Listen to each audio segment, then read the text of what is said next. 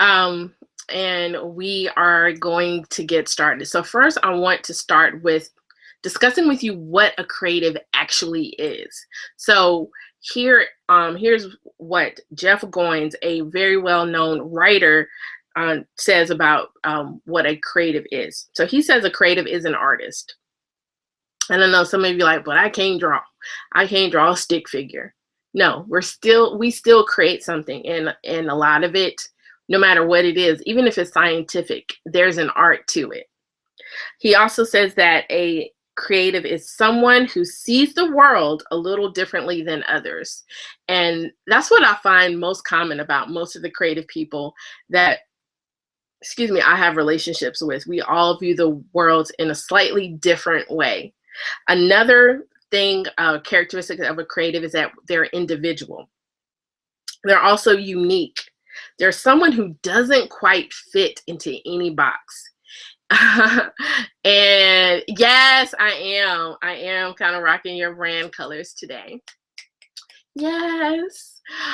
So a creative is someone who is unique, someone who doesn't quite fit into any box. And I know that that is the case for me.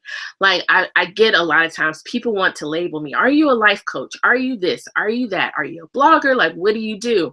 And I know it makes them really uncomfortable because I don't really fit into any box. I blog sometimes. I can do YouTube videos. I can host an event.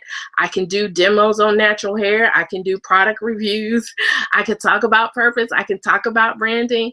Like, and I know they're like, oh, she made me so sick. Because I don't put myself into a box, and I don't really like being put into a box. And a lot of creatives feel that way. And I do understand that a lot of times people, for their own peace of mind, feel like they need to be able to categorize you and label you. But really, a creative really does not fit into any one particular box snugly and stays there. At the very least, we're kind of hopping between boxes, or we have one foot in one box, another foot in another box, our hand over here in another box. It's just all over the place. And so that's okay, because if you think about someone like Leonardo da Vinci, who was a writer and a scientist and an artist and, all of these things, that's where the term Renaissance man came from. Renaissance individual came from. It's someone that was gifted in multiple areas. And I think we have always had that, but we have, again, because we are very sometimes one-track minded. And again, we want to be able to label people and to put them in a particular category and store them away in our mind. We have forced people literally to pick something. And I think that that's where sometimes we as creatives are just like, no, fighting air. Like, we are just not here for that at all, right?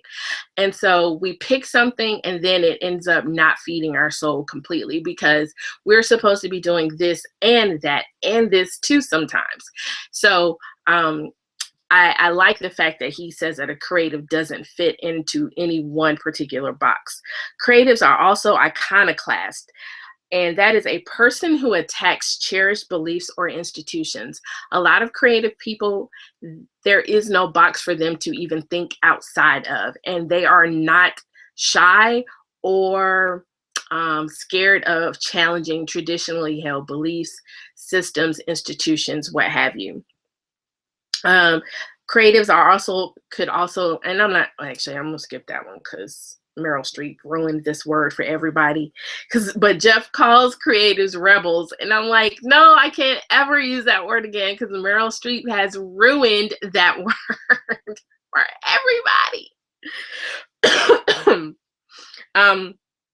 But then my favorite definition, and this is going to be the focus of a lot of my content for 2016. I've spent a great deal of 2015 helping people find their purpose, and I'm not going to stop doing that. But for those of us that do know our purpose, it is time for us to become this next thing and to not shy away from, and that is thought leaders. Creatives are thought leaders. That means influences people, not necessarily through personality, but through innate gifts and talents. This is what creatives do. They influence people not necessarily through personality, but through innate gifts and talents. And that is what I am challenging all of us to become, starting now, but definitely in 2016, to grow and become leaders, to grow and become thought leaders, and that we influence and we shape thoughts and opinions. We shape policy, we shape culture, we shape images.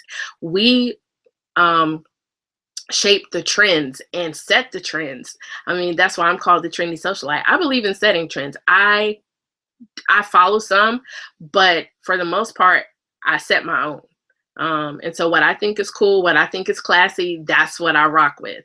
And so, you know, that could or could not be what's currently on trend. I don't really care. And so creatives are these thought leaders that use their gifts and talents to influence people, images, culture, society, trends, etc. Another thing about creatives is that they create something that makes a difference. That is huge. Every creative person I know, whether they're a blogger, a product maker, a coach, an author, and a musician, a singer, they all create something that makes a difference, whether it's a product, whether it is a coaching program, whatever, they create something that makes a difference. And so, you know, that's why I want you to embrace being a creative, because this is what, when I talk to you all on discovery calls, and when I encounter you, and when you leave comments different places, and when we interact here on Periscope, this is what you all do. You create things that make a difference. Even if it only makes a difference to a smaller group of people, it still makes a difference. And that's what creatives do. Creatives also break the rules. And my godmother calls it being a lawbreaker. Not actually like a criminal lawbreaker, but just one that challenges the traditionally held institutions and schools of thought.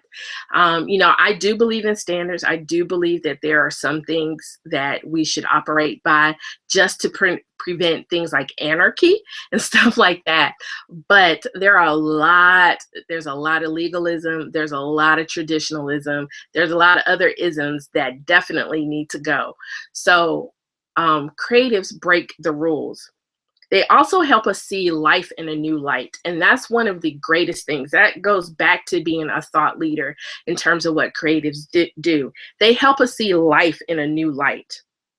And honestly, we need more creatives, and we definitely need more thought leaders. And yesterday, after all of that stuff with the Kardashian cover of Cosmo and things like that, I'm like, we have got to not be afraid or ashamed of identifying ourselves as leaders, identifying ourselves as creative leaders that are creative thought leaders that influence people. We shape culture, we shape opinions through our gifts and talents.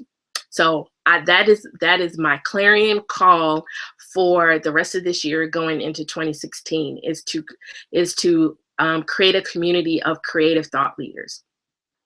All right, so tonight, who we are focusing on has been a long time creative crush. So if you will do me two favors, actually, give me some hearts if you're ready to hear about this person, and share this scope with your followers so that they don't miss the actual good stuff that I have found about our focus creative for tonight. So I would greatly appreciate that. All right. Yay, thank you for the hearts. They're so beautiful. Rainbow of hearts. Yay, yay, yay. Okay, so tonight's creative, her name is Kathryn Finney. And you may or may not recognize her name immediately, but if I say a few things, you're going to know who I'm talking about. And if you've seen my post on social media, then you know who I'm talking about. Kathryn Finney started off, her education is as an epidemiologist. She specialized in AIDS and HIV. She spent a lot of time working overseas in Africa and India, and in a lot of third world and poor nations dealing with the epidemic, especially at that time, I think maybe back in the mid to late 90s, of AIDS and HIV in a lot of those countries. She came back to the United States and started doing some different things. So she's a trained scientist. That is her training. That is her background. I want you to keep this in mind because that's going to be part of our discussion. In 2003, she wrote a book called The Budget Fashionista. I read that book. I'm not even sure how I found out about it. I don't know if it was on TV or what, but she wrote the book, The Budget Fashionista. I took a quiz in the book, and I wish I had that book somewhere. I feel like it's somewhere in my room, but I don't know where it is. And there was a quiz in there, and so I took the quiz, and I scored equally in. So there were, excuse me,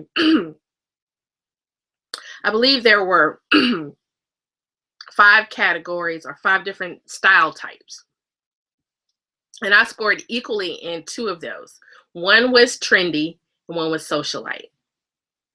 Sound familiar? And thus, that is how I got the name The Trendy Socialite.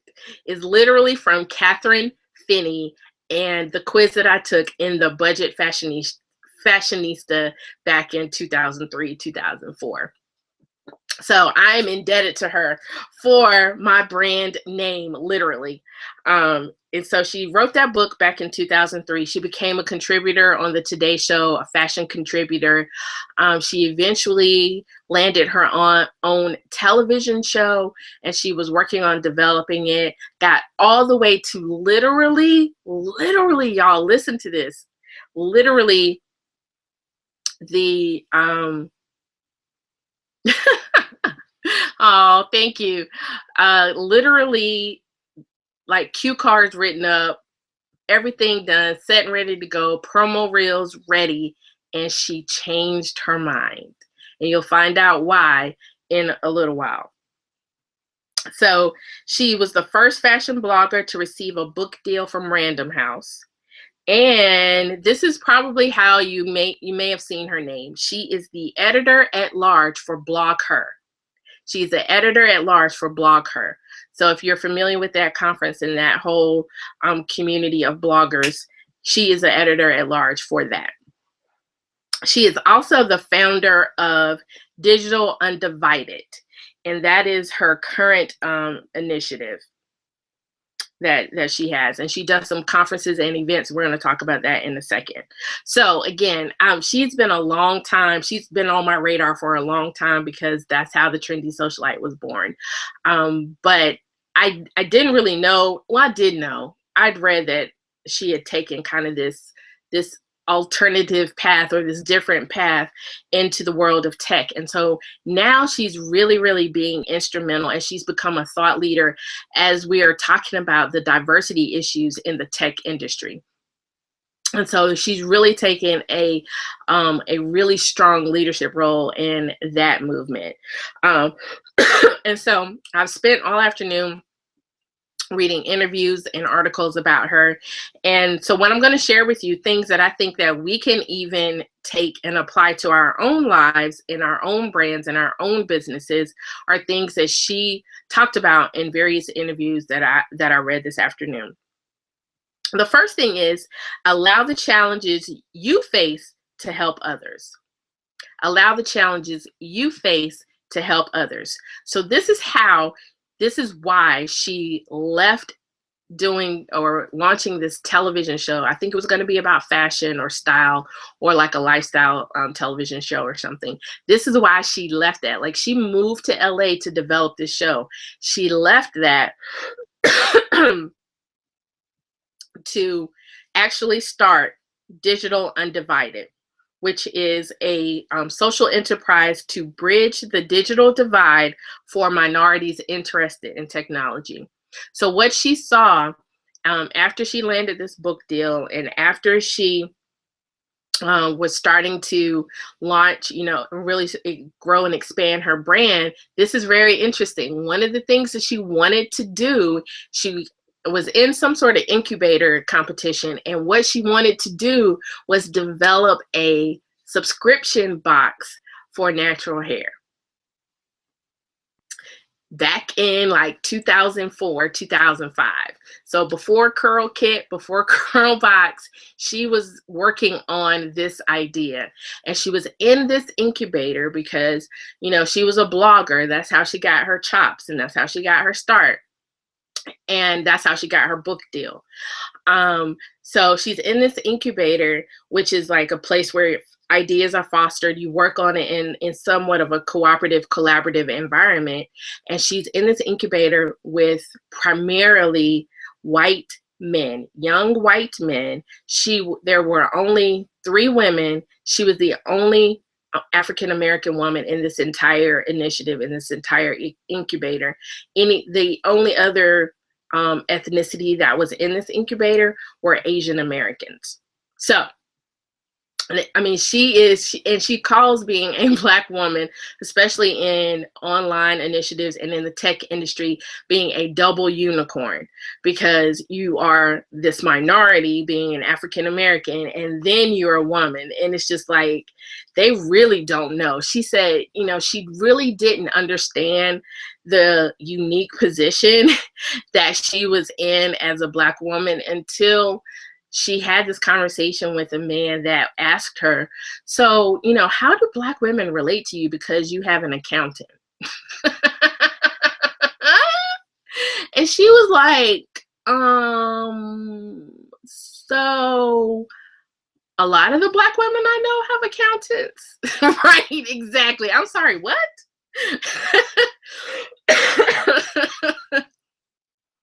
Yes. Because she says, like, a lot of white men just don't know how to have conversations with us. They don't know how we are, who we are, because they literally see these caricatures sometimes. And so that's what they think we are. And she was like, she was so completely shocked by this. And so being in this incubator, and she was turned down numerous times. As a matter of fact, they told her not to launch this box because listen to this, y'all. Thank you. Because she had an accountant, Black women would not, it would not resonate with them because they wouldn't be able to relate to her. I was like, what? So she could have been the original originator of a natural hair subscription box. Just saying. Right. And so she literally thought, if I'm having this much trouble operating in this tech space, if I'm having this much trouble in online ventures and in being an online entrepreneur, I know, excuse me, I'm still getting over my cold. I know other women of color are having the same issue. And that's how she created this digital undivided, this business now. So again, allow the challenges. Exactly. They discouraged her because they didn't understand it. Exactly. And she realized that. So she allowed the challenges that she was facing, she allowed it to provoke her to help others. And so that's why she created this digital undivided. So the lesson that we can learn about this is to not just complain, but to do. Don't just complain about a situation or a scenario or the fact that you're facing these challenges, but try to do something about it. And a lot of that doing something about it is literally creating a community around the challenge. When you say, has anyone else dealt with this? And you get, even if it's 5 people that say me too, that's the start of changing the conversation. That's the start of doing something about the challenges that we face. So exactly, don't complain, create. That's great. Yes, create a community around the challenge. Absolutely. So as a result of this digital undivided, she has also started, and actually I think just happened not too long ago, or like the 1st of October, is the Focus 100 Technology Conference. And from that, it's also this Focus Fellows program that she runs through the Digital Undivided. And this is kind of an incubator program for Black females that are trying to operate in the tech space, that are trying to start up online businesses, online platforms, online initiatives. Excuse me.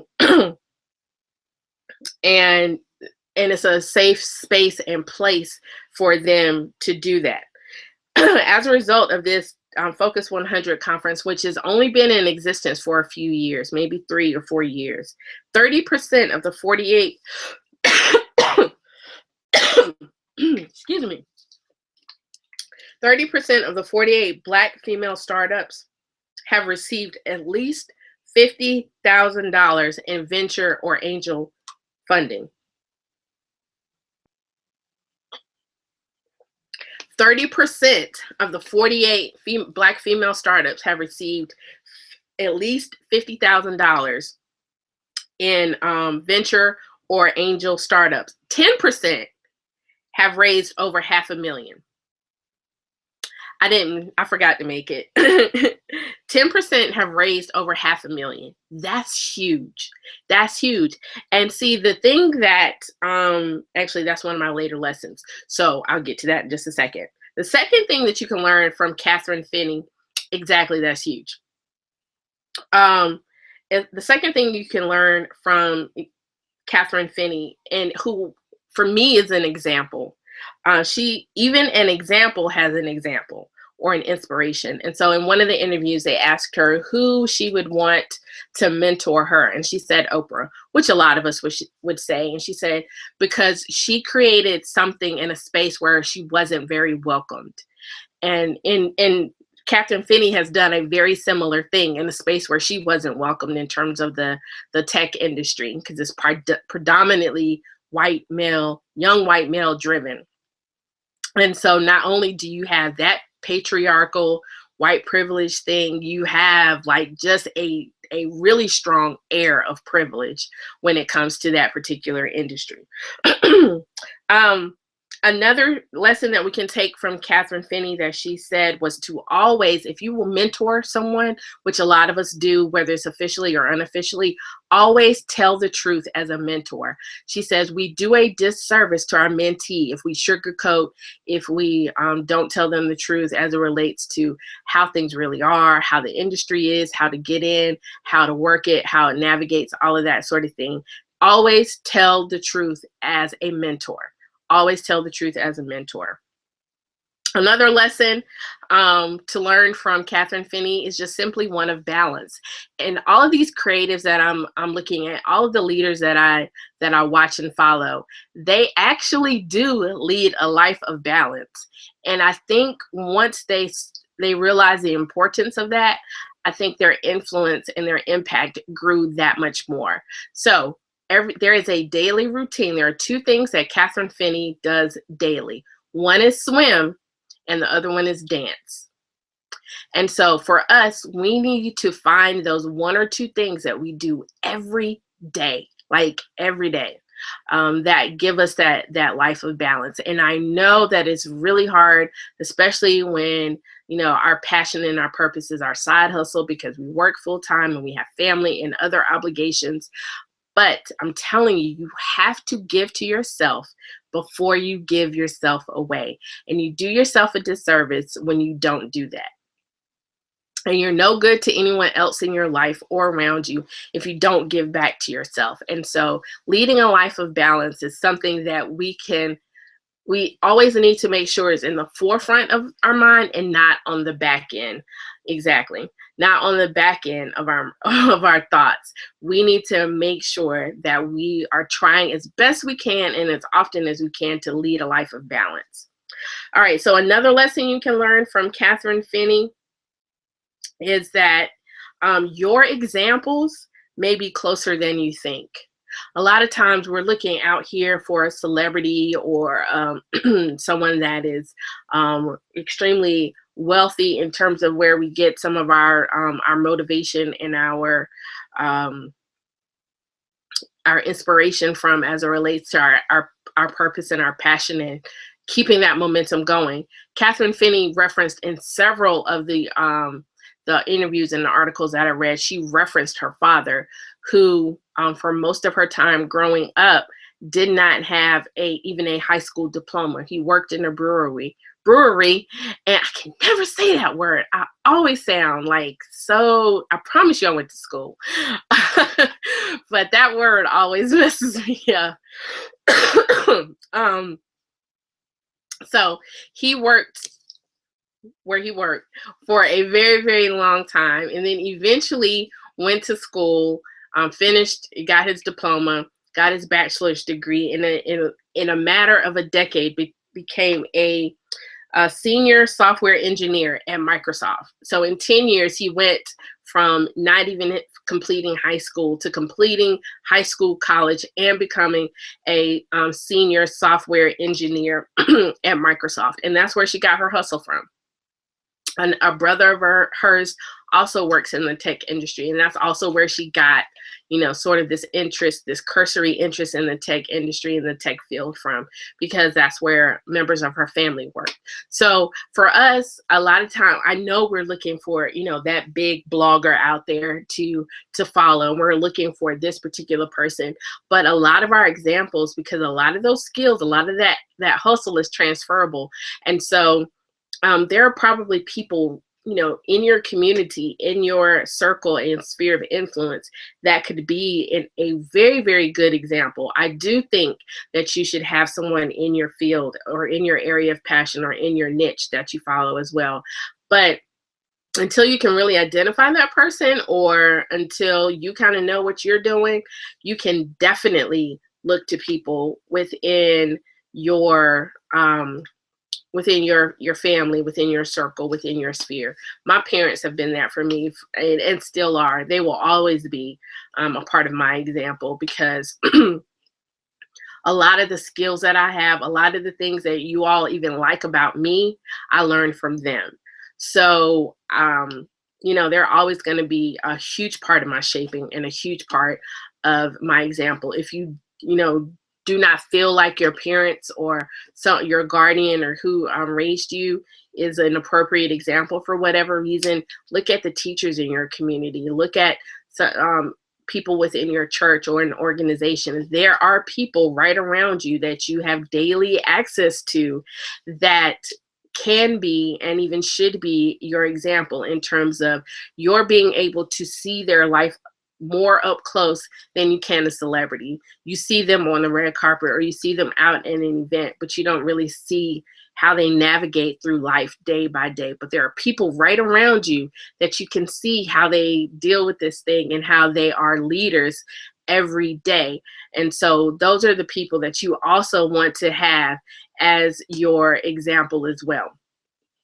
All right, so another lesson that you can learn from Kathryn Finney, editor-at-large of Blogger, creator of Digital Undivided, is to think big. Very simple, think big.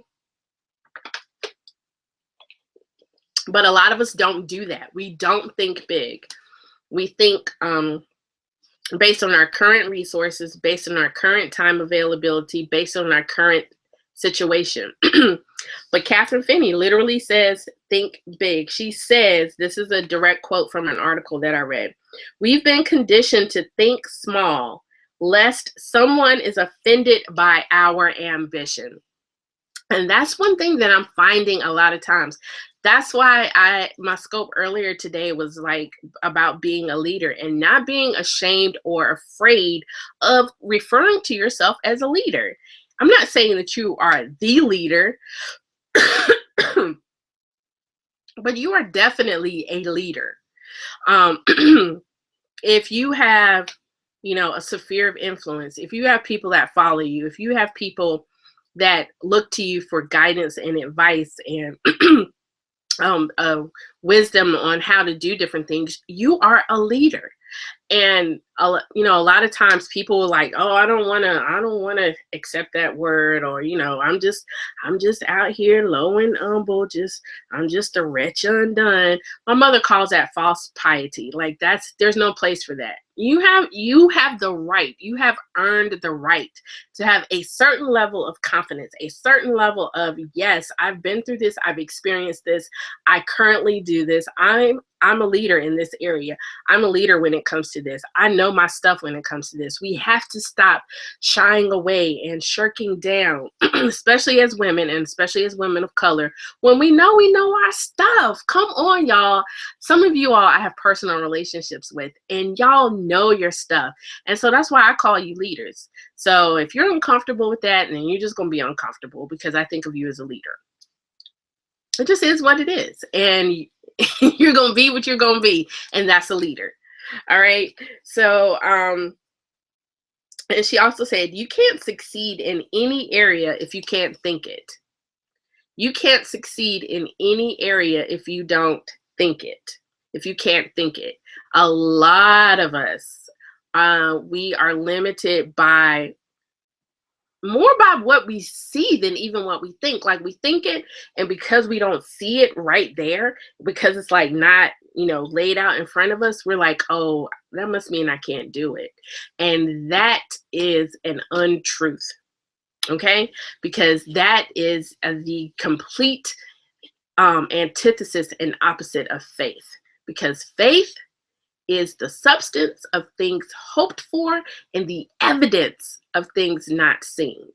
And so when you have a dream, when God gives you that vision, first of all, it is up to him to give the provision. That's God's business, and I don't mess with God's business. But if he gives me the vision, and I know that the vision that he gave me, it came straight from him. I know, because I know some of you personally, I know that the vision that you have came straight from him. And so because he gave you that vision, he also has to provide it. He is not going to turn his back on his word. Like, that is not even about to happen. Now, we have to do the work and we have to do our part. But if we do that, I promise you he's going to provide. I promise you it's going to come to pass. Promise. I don't make a whole lot of promises, but I promise you that. I absolutely do. So, but a lot of times, because we can readily see it, we think that it can't be. And so we have to change that thinking and change that mindset around it, okay? Another lesson that we can take from Kathryn Finney is to ask for help. Ask for help. And I know you're like, I don't even know how to do that. What are you talking about? This asking for help, that is a foreign concept. This does not compute. Yes, ask for help. So here's the thing. The tech industry is collaborative by nature. A lot of us run online businesses. It is collaborative by nature. We don't do any of this by ourselves in a vacuum. Unless you unless you are a graphic designer, web designer, product maker, writer, what else would you need? Branding specialist and strategist. At least those things. Then, virtual assistant, tech support, customer service, setup and tear down. Have I missed anything? Unless you are all of those things, and I know as solopreneurs, we do operate in all of those areas, but there are a lot of times where we can collaborate. And I have grown in this area because I used to be, several years ago, I used to be somewhat anti-collaborations because people were just being really, really messy. And so I was just like, no. Now I'm a little bit like, well, maybe. I've at least changed it to that, because before I was like, no. But there are a lot of fields. Actually, most fields are highly collaborative. So we need to learn to work together because everyone has something that we need. They have something to offer us. They have something that we can use to the benefit and the growth of our brand and our initiatives and what it is that we're looking for. So you want to make sure that you are not afraid. And I'm not afraid to ask for help. I just don't. And that is one thing that I struggle with and one thing that I'm trying to grow out of. And it is a very hard and a very long growing up process for me. But it is something that that you absolutely need to do and to grow in. We all need to do that. I will say we. That is something that we need to grow in and get better at, is asking for help. I have a great community of people that I know and that that are there for me, and so I am trying to get better at least saying, even if I just say, you know what, I'm really overwhelmed right now, so just like pray for me, think about me, I'm like stressed. And even just in that moment, they will inevitably text, call, something. And even in that moment, even if they can't or don't help me in some sort of tangible way, that emotional help, that emotional support is a lot of what I need in that moment. So don't be afraid to ask for help, even if it is just to say, like, I'm drowning right now. I'm overwhelmed. Okay, another thing that Kathryn Finney says, and I've said it, and every person on Periscope has said it in some way. Just do it. We overthink, and I'm guilty of this. I'm overthinking something right now. We overthink and we overplan and we don't execute. And that is why some of us aren't as far along in our brand as we want to be. We're not as far along in our process as we want to be. I could be so much further along in my branding life if I didn't overthink and overplan sometimes. And I know it is so hard to not do those things, but what I'm learning is to just do it. There's never a right time. This is what I say. There's never a right time to start anything. There's never a right time to start a business, to start your blog, to do any of that. You're going to always need more of something. More time, more money, more people, more whatever. You're always going to need more of something. And so sometimes you just got to get out there, jump in the deep end and just do it and figure it out as you go along. Okay? So let's see. 2 more things and then we will be done. Another lesson that you can learn from Kathryn Finney is to, this one is a very, very important, especially for those of us that are and are going to be leaders. To thine own self be true. It is a very, very true statement. And I know it's a quote, but it is so true. She says that people like to be with people who stand in their own truth. That's who I like to be around. I cannot with people that don't. If you stand in your own truth, even if I don't fully understand it, even if I don't fully agree with it, me and you, we can work together. Because you are standing in your own truth, I'm standing in my own truth. And with that, that's where I say game recognizes game. That's why I say real recognizes real. Because, when I know you're standing in your truth and I'm standing in mine, even if we don't agree, what we can do is find a common ground and work from that point. And that's all I ask. That's all I want. And so, to thine own self be true. This is where you have to know who you are. That's the bottom line. You have to know who you are, what your core beliefs are, what your core message is, what your core values are, what the deal breakers are in your life. You have to know that for yourself, and you have to be true to yourself. Okay? The last lesson that we can learn from Kathryn Finney is, and this is a good one, this is a great one to end this scope on. Focus on the people that love you and forget everyone else. This is a direct quote from her again. Focus on the people that love you and forget everyone else.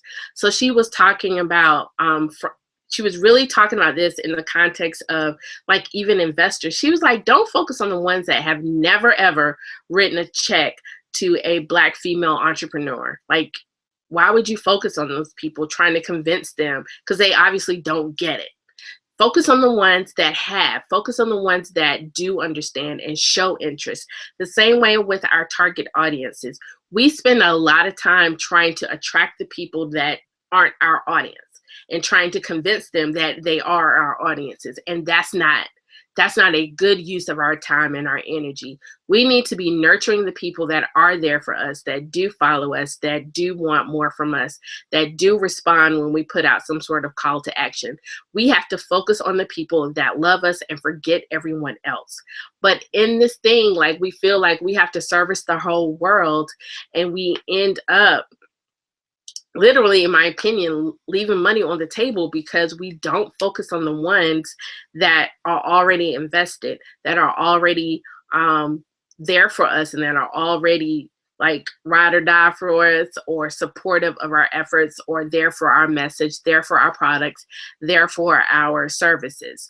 So you have to focus on the people that love you, the people that follow you, the people that are already in your audience and there for your message, and forget everyone else. I hope that this scope has been helpful to you. I'm loving doing this series on the life of a creative, because I think that we can find nuggets and things that we can apply to our own brands, our own businesses, our own passions and purposes and initiatives and efforts.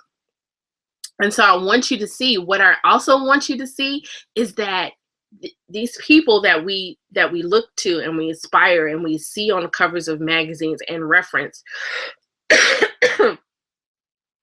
that a lot of the principles that they live by and a lot of the principles that got them where they are very simple. I know you're sitting here thinking, well, gosh, that wasn't all that deep. That wasn't no Rhema. But it was, because it shows you that you are probably on the right path. The things that you're doing are probably the right thing to do. And if you just do them consistently and you do them well, and tomorrow you do it a little bit better than you did it today, and next week you do it better than you did it this week, you are eventually, and pretty quickly eventually, going to get to that level. That's what I really want you to see. I want you to see that these very simple, homespun, common sense, not overly complicated or overthought principles that all of these creatives share and live by are things that we can do ourselves, even with $5 in our account and one product on the shelf. We can do these things. And if we do these things, we can achieve the same level of greatness on whatever platform we're on ourselves. Okay? So that is my message. That's the reason. That is the reason behind me doing this series, is that I want you to understand it is simple. There are simple principles to this. And if we apply them and we apply them consistently, we will see guaranteed results. All right, y'all. Well, I'm going to get out of here, and I hope that you all have a great evening. I did record this, so if you came in late, it will be on YouTube, and it should also be on my Catch account as well, but it'll be on YouTube sometime. It'll be up sometime tonight, but I'll probably upload it to my webpage tomorrow and tweet about it as well. So you all take care, have a great evening, and be blessed.